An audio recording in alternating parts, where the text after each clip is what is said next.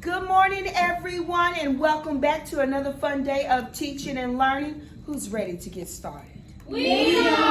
Awesome. So at this time, you now have your laptops. Please log in. I'm getting ready to switch the screen and show you the Nearpod code. I need you to log in, okay? Yes, ma'am. All right, guys, the QR code is up on the screen. Please log in at this time. I'm going to be walking around the room to assist any student who's not ready to rock and roll. All right? Yes, ma'am. Please stand and let me know when you have logged in under the QR code. All right, thank you so much, guys. Please be seated.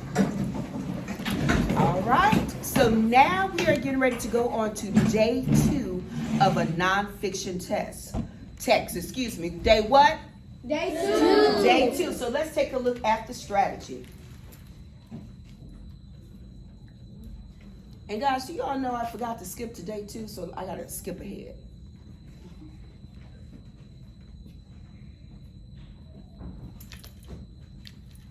Okay, guys, thank you so much. Now we are ready for day 2. Put 2 fingers up.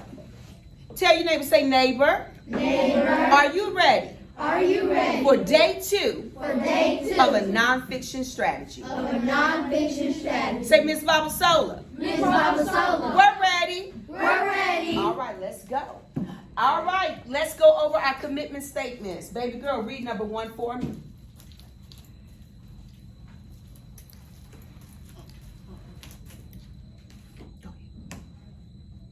I commit to using my breathing strategy. Excellent. Next student.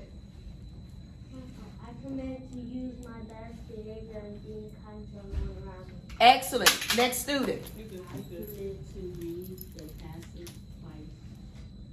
Excellent. Next student. I commit to use evidence to answer all questions. Beautiful. All right, turn to your neighbor and tell them which one are you going to be committed to. Which one are you going to be committed to? I'm going to be using.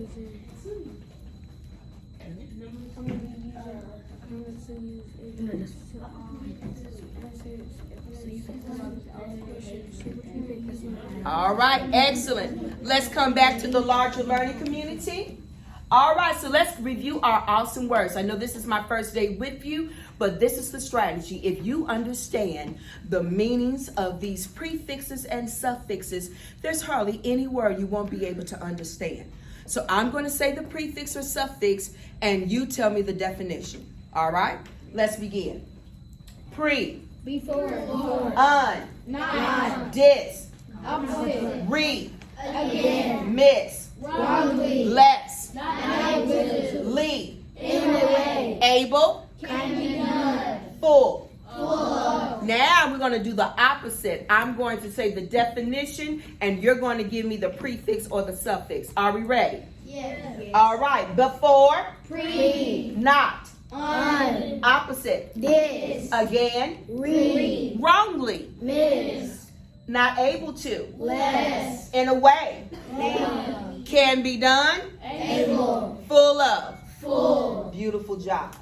All right, guys, it's time for the text evidence of a context clue. I'm going to start 5 minutes on the timer, and you're going to answer questions 1 and 3. Remember, giving me your answer choice and your text evidence that proves your answer.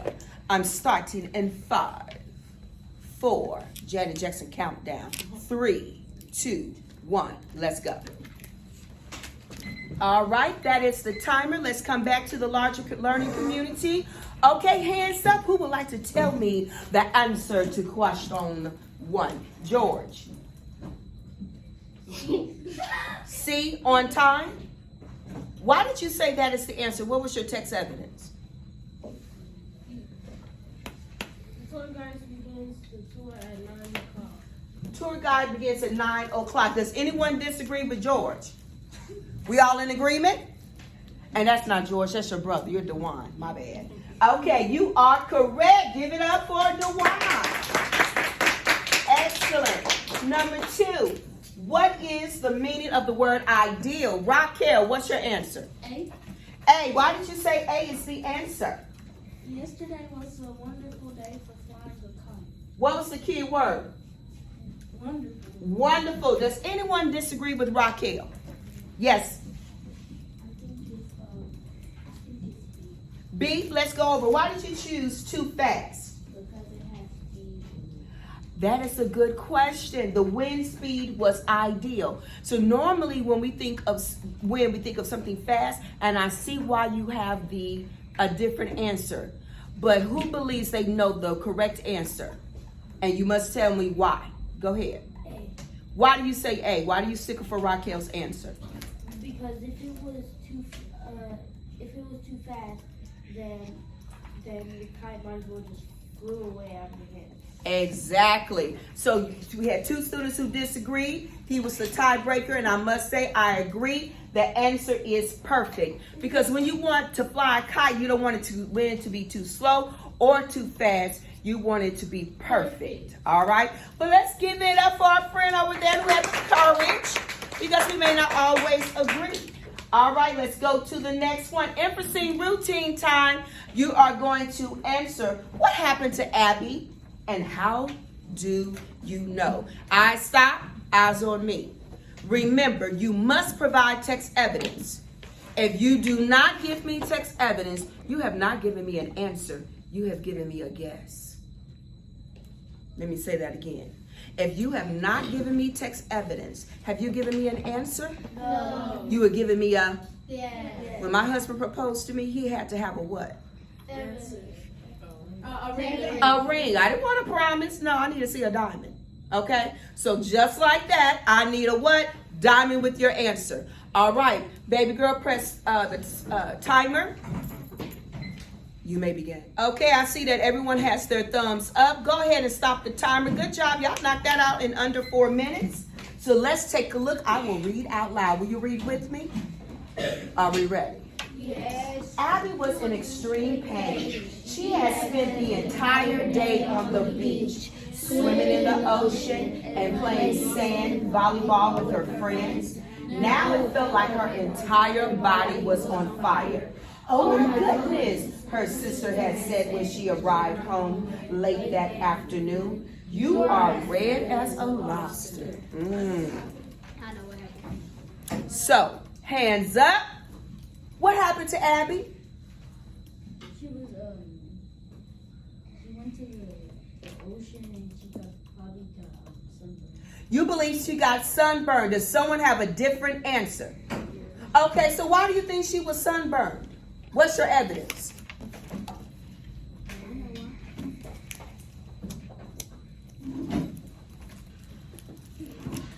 What in the text made you believe, oh, she's sunburned?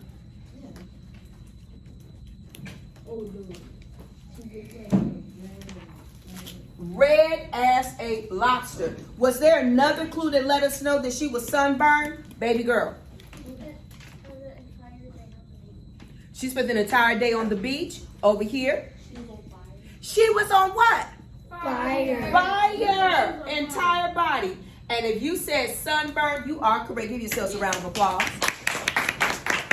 Now check this out. I typically thought only white people could get sunburned. Oh God. I know, but I still wear sunscreen. I went to San Diego and it wasn't even hot like Texas. 2 years ago, do you all know I got sunburned? No. Yes, and I was like, oh, to get sunburned, you gotta be in the very hot weather, baby, because I was outside so long, all of this was burned, and it took a month to really heal. So, just because you have chocolate skin like me does not mean you can't get sunburned, so still protect yourselves. All right, good job. So now we're going to move on, and at this time, let's take a look at this quick clue. And today's focus is all about literary nonfiction. Tell your neighbor, say, guess what? Guess what? We're going to learn all about literary nonfiction. All right, I'm going to show you this video and then we're going to break down what does that actually mean. So we now just finished watching a quick little video about literary nonfiction. Raise your hand if you can give me a clue of what you learned from that video. Yes. Somebody, come on, don't be scared. Yes. You can write down what you really learned inside the story and just like take notes on what you learned in it. Excellent. What type of examples do they give us about literary nonfiction? Biographies and autobiographies. You got it. Biographies and autobiographies. So therefore, is this a true piece of text? Yes. Yes. Are there facts in the text? Yes. So that's what we're focusing on today. So at this time, turn to your neighbor and say, what am I learning? What am I learning? Give them your answer. I'm walking around listening.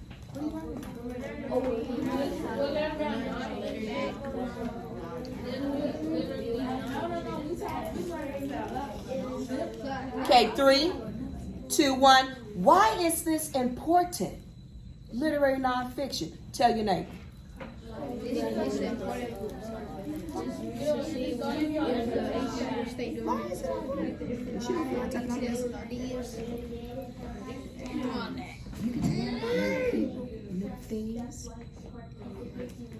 Okay, let's come back to the larger learning community. Who wants to share with me what their neighbor told them about why this is important? Yes. My neighbor told me that it's about life. It's about life. What else? It's about something that is real. Something that is real. But why is it important? You. So we can make it may be questions about that on the spot. Could be, but for me, I can't stand to be around boring people. I'm for real. It's like, y'all don't know nothing. Like, you walk into a room, hey, how are you? Hi. You're like, that's all you can say? So with literary nonfiction, you learn about a variety of topics. And so when you're walking up to someone, it could be a business meeting, it could be a college event. You're not one of those people that don't know how to engage in a conversation. You can start off the conversation with, you know what I read about the other day? What? And that's the action you want to have. The person is going to be like, oh, what? And then with literary nonfiction, you'll have an answer to give them, all right? Okay, let's take a look. Now, how can this connect to this prior knowledge? I see anchor charts already in your classroom that lets me know you have gone over nonfiction before. Who can point to an anchor chart that gives me something that they learned about? Where? This? Very good. What else? Right there. What does it say?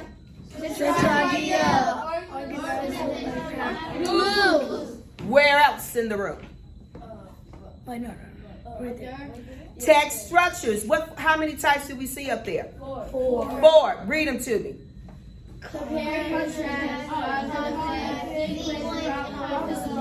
You got it. So we've seen this before, and it aligns to our overall goal. Now it is time for the I do. In the I do, it is the Baba Solar Minute. What is it? You know it. You don't speak. You don't ask a question. You stop and observe me. Got it? All right. I want you to take notes. What do I say and what do I do? All right. Are we ready? Hello? Yeah. Okay. Come on, y'all. All right. Here we go.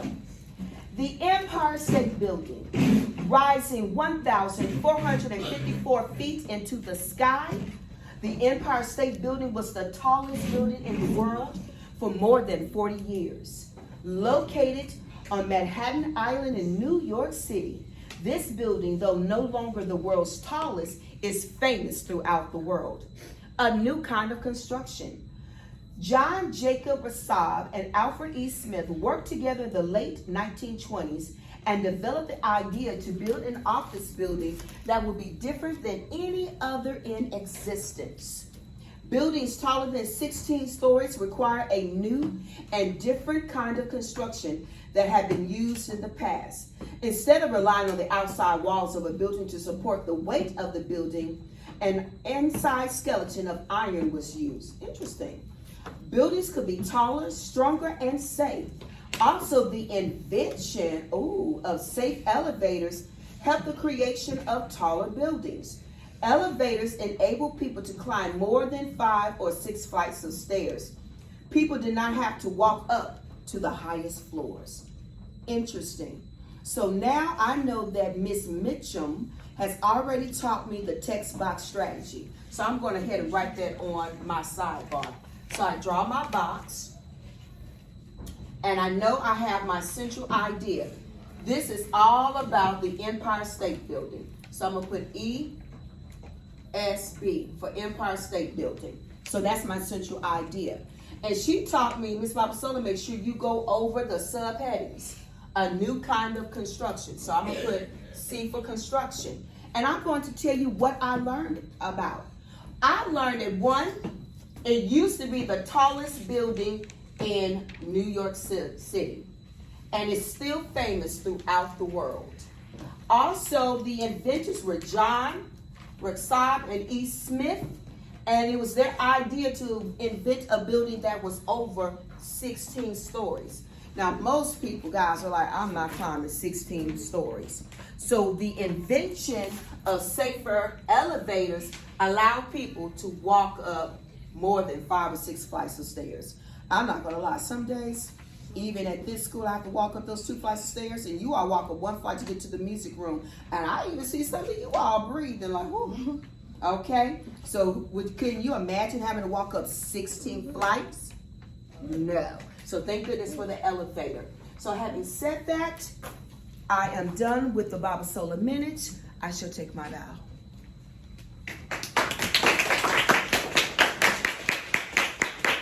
So, what did I do? Who can tell me? What did you notice that I did? Yes. You underline this important stuff. I underlined the important key details. Who else can tell me what I did? Baby? I provided my text evidence. Did I write it all in the box? No, because of sake of time. But do you see the key details? What was my central idea? Empire State Building. What did I learn about the Empire State Building? It was the tallest. Tallest. And what helped aid in its creation? Elevators. So now can you see me at a little she dinner party? Hey, how's it going? Oh, it's going good. Girl, did you understand what I read about last night? What? I read about the Empire State Building. What did you learn? Oh, it was the tallest building in Manhattan in New York. And because of the inventions of elevators, it elevated into being built over 16 stories. What? I never knew that. See how that works in your favor? Yes. Okay, so now it is going to be your turn. So we already did what it's about, and now we're going to go over the we do. We're going to read the passage on your own at least twice. I'm going to read it once with you, and then you're going to read the second one on your own. And what do I want to see on these yellow sticky notes? The text box. I need you to tell me, what is it about and what did they tell us? Say it, give me. What is it about and what did they tell us? What is it about and what did it tell us? What is it about and what does it tell us? Are you ready? Okay, so give me a second. Let me erase. I'm erasing. I'm erasing. I'm erasing. Oh my God, I need to learn how to make this bigger. I'm going to leave my text box up. All right, we're going to do the work begins. I'm going to read it, and then you're going to read it on your own. Y'all ready? Are we listening? Yes. All right, the work begins. Work began on the 102-story building in early 1930. The Waldorf Astoria Hotel was standing on the site that the Empire State Building was to occupy. The hotel was demolished. Once it was removed, construction started on the new building. It took little more than a year to complete the building. New techniques were used to build the Empire State Building so quickly, many of the parts of the building were constructed somewhere else and shipped to the building according to a precise schedule. When one part of the building was completed, the next component followed right behind. The workers added almost 1 floor per week, 1 floor at a time. The steel skeleton was put in place first. Teams of workers set the steel columns and beams together using thousands of rivets. Rivets, which looked like thick bolts, were heated and put into holes in the pieces of steel that were being joined together. A worker flattened out the rivets with a special hammer, fastening the steel pieces together. Once the skeleton was erected, other workers moved in and built the rest of the floor. They worked like an assembly line, putting in one part after another on the set. So now you're going to do this as well. So wow, let me just double check myself. How many subheadings do we see? 3. 3. So I'm gonna have box 1, box 2, and box. 3. So I now have my what, and what does it? What? What does it tell us?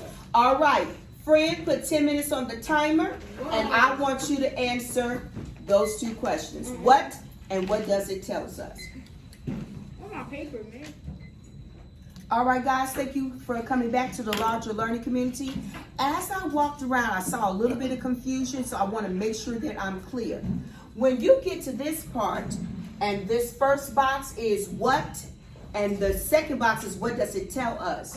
Now, some people do the what is paragraph 3, paragraph 4, or paragraph 5. I like to do it by the subheadings. I know it's the subheadings because it's in bold print, and that's going to tell me what it's mostly about.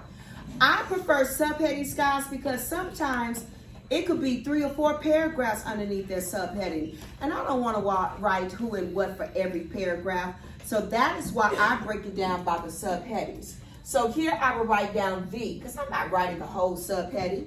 And then here, I circle the first word, that's new. So I wrote new here. And then the third one was 1. So I'm going to write 1 here, and that way I know what the subheadings are. Raise your hand if that helped clarify what I'm talking about. So paragraph, thank you. Paragraph 3, boom. Paragraph 4, boom. Paragraph 5, boom. And that's the reason why I do subheadings, so I don't have to write down everything for every paragraph. I don't want to be here all day.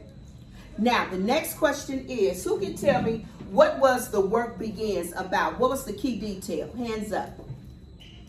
Jalen.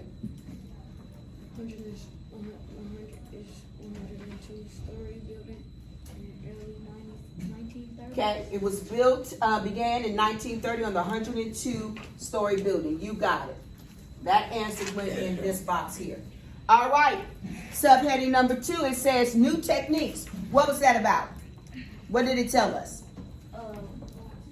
It's talking about like new techniques that were used to build the Empire State Building. Exactly, but give me the exact text. What does it say? What sentence lets you know it was new techniques? Read it to me. What sentence mentions new techniques? Give me the exact sentence. Yes. Many of the parts of the buildings were constructed somewhere else and shipped to the building according to the Precise schedule. You got it. That goes in box 2. And then the last one floor at a time. What did we learn? Friends, come on. What did we learn about box 3 or subheading 3? It says 1 floor at a time. What was the main key detail that tells us how they were able to build 1 floor at a time? No, that was in the last text. We're in this one here. Yes. They work together. Work together, but what did they use? Y'all giving me guesses. I need a sentence from the text. Yes. From the text. Look at your screen and read me the sentence. What were they using? Okay, I see more hands going up. Jaden. rivets. You got it. They were using what? Rivets. And these were the steel columns that looked like thick bolts. That was one of the new techniques. Thank you, love. That was one of the new techniques. You got it. All right, are we ready? Yeah. Now, so clarify, what did we do together? What did we do together? What is the first section of the boxes? What can we use? I need hands up. subheadings, or paragraphs. Paragraphs also known as subheadings. We're going to learn that word today. Paragraphs also known as Subheading. subheadings, also known as Paragraph. paragraphs, also known as Subheading. subheadings, also known as. Paragraph. And then you just give me the key detail of that paragraph. The what? Key details of that paragraph. If it's not in the text, I don't want to hear it. Are we clear? Yes. All right, moving on.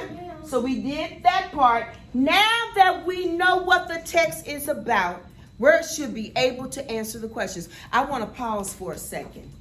And I want you all to think about this. When I do my text evidence, Raquel, and I'm going through my notes, I am now ready to answer the questions. The reason why I do this particular strategy, it is no different if I am cooking a meal and I'm making my favorite cake. What are the things that you do when you're making a cake? What do you lay out? The ingredients. What do you review first if you're in a recipe book? The actual ingredients and the recipe. I don't go in there I'm just gonna dump some flour and some sugar and boom, I'm gonna throw it in the pan and bake it.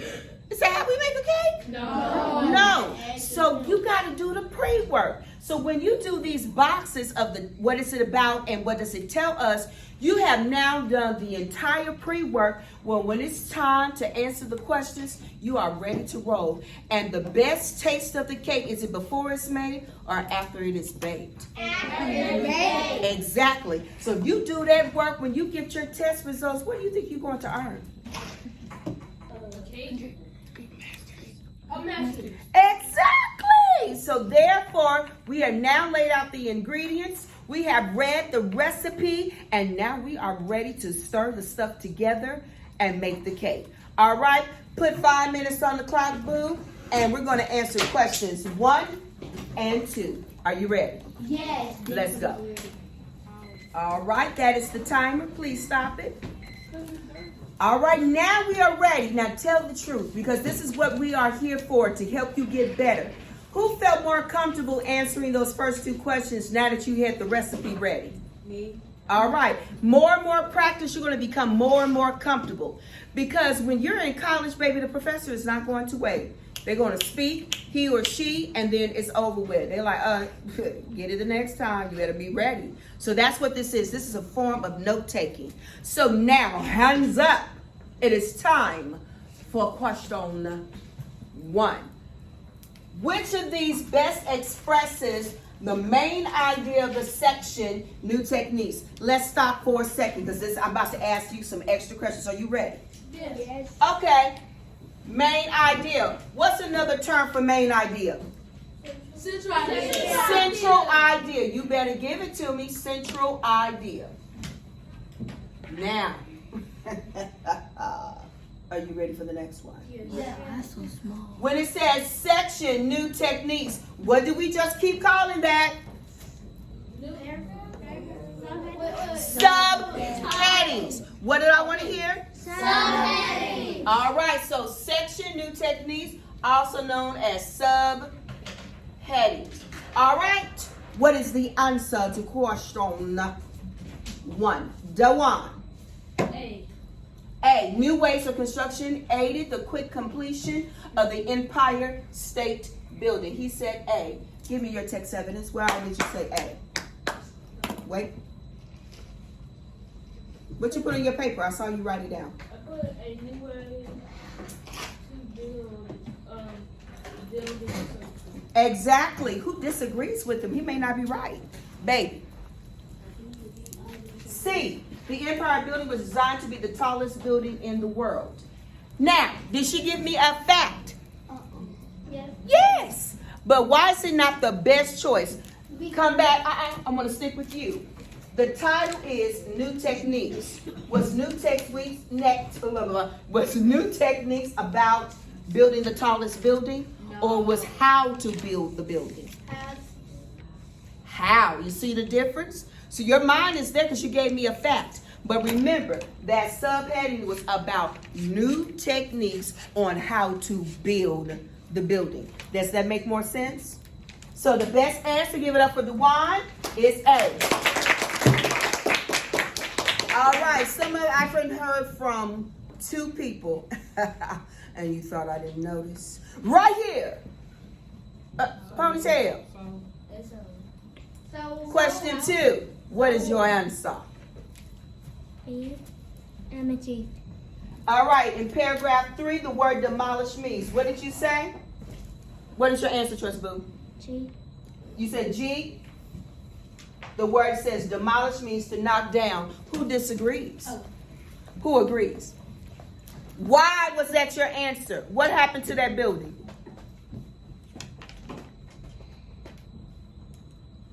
It been destroyed. It was destroyed. You got it. Very good. Y'all feeling good? Yeah. Give yourselves a hand.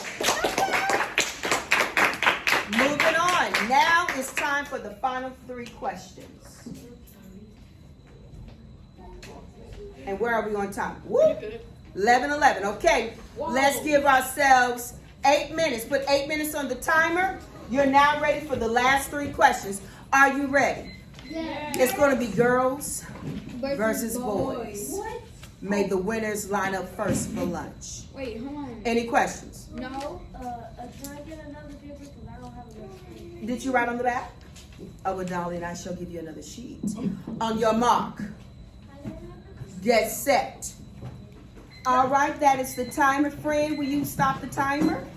And now it's time to return back to the larger learning community. Are we ready? Yeah. Okay, what can the reader conclude about the Empire State Building? Let's go over that word conclude. Oh, I forgot to erase, y'all. All right, I'm getting better at that. Okay. The reader can conclude about the Empire State Building. What does the word conclude mean? When you conclude something, it is the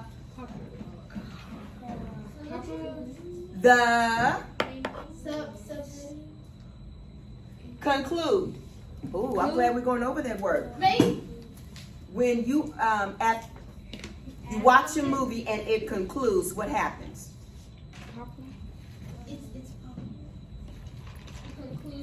It's scary. Interesting. A TV? After we have baked our cake, we take it out of the oven. Do we still have to do anything else, or is it done? It's done. It's done. So when I finish watching the end of a movie, is there anything left to the movie? No. It has concluded. So what is a synonym of conclude? Not included. The end. Thank you. Ended. Or inside. All right. So therefore, I have my answer choices. So I have my A, B, C, D here. Who can tell me what is the answer to number 3? I haven't heard from you, Desmond. What's your answer? You said D, as in D as in dog? All right. Desmond said it's a home to many people.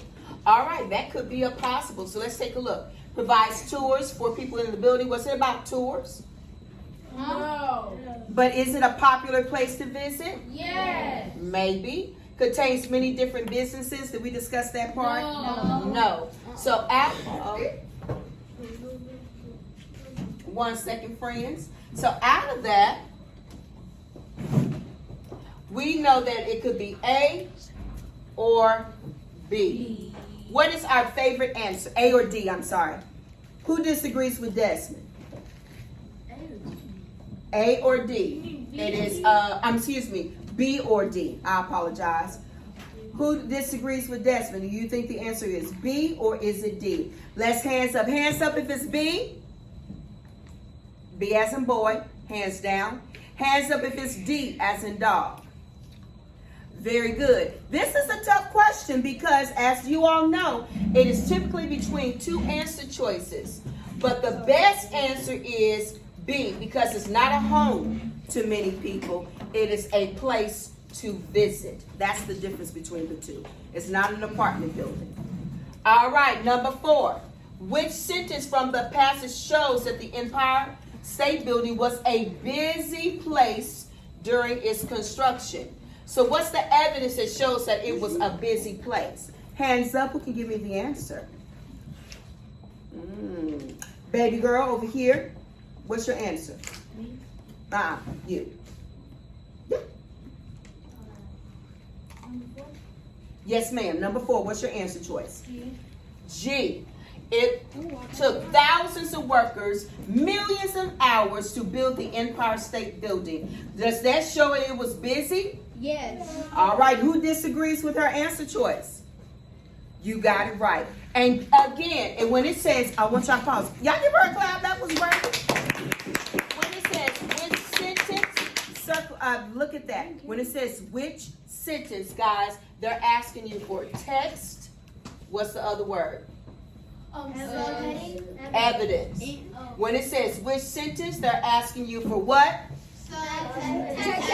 When it asks you for which sentence, it's asking you for? Very good. And last but definitely not least, what does the word precise mean in paragraph 4?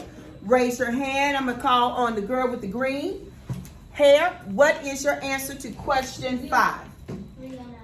Leona. That's pretty. Leona, what's the answer to precise?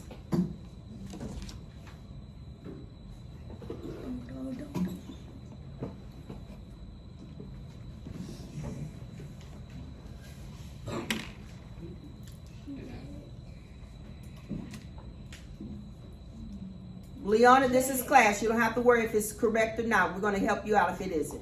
What's your answer? Say it again.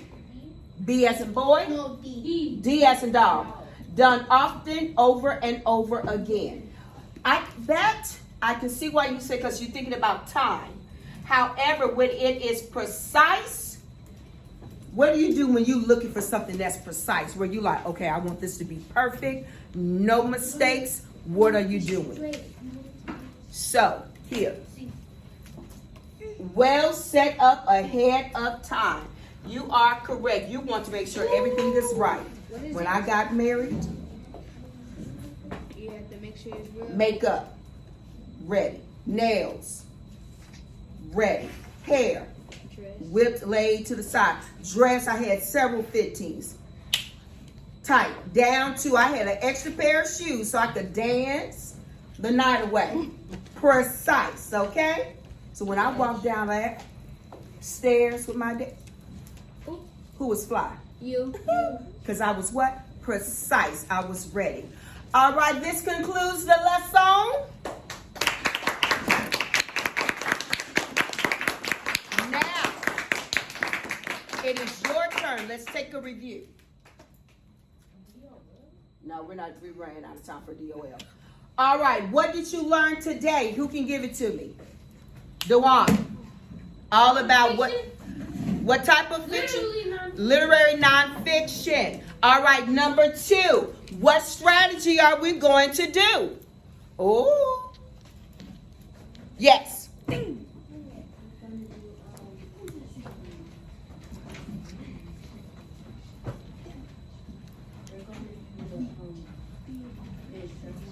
Okay, but what is that called?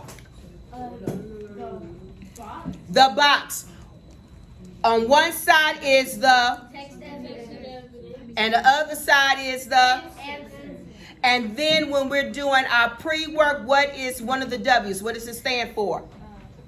What is it? What did they do? What did it tell us? All right.